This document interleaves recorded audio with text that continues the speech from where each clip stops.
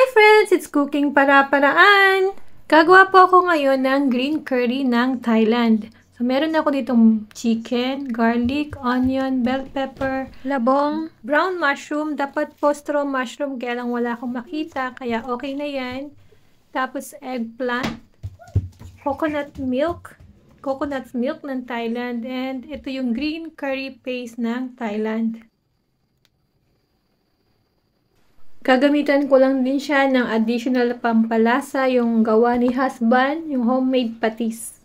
Now, let's do the magic! Tada! Oh, ang galing ko, diba? May magic pa yan. So, ayan po, nakahiwa na lahat ng aking ingredients. Maglalagay lang po tayo ngayon ng mainit na kawali sa mantika. Baliktad. Ng kawali sa mantika. Ng mantika sa kawali.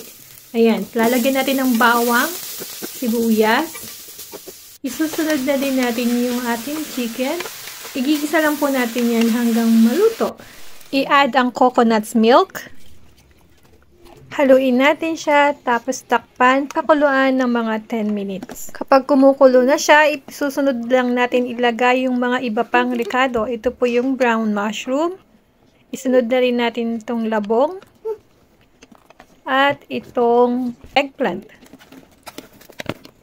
So, pakukuliin lang natin uli ng another 5 minutes. Ito pong green curry ay pwedeng-pwede sa mga naglo-low carb diet.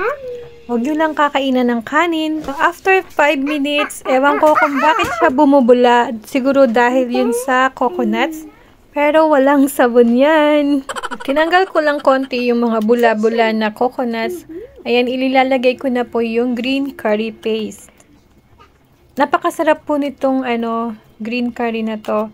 Medyo maanghang-anghang, manamis-namis na maalat-alat na creamy. So, yun po yung mga main na panlasas ng mga pagkain sa Thailand.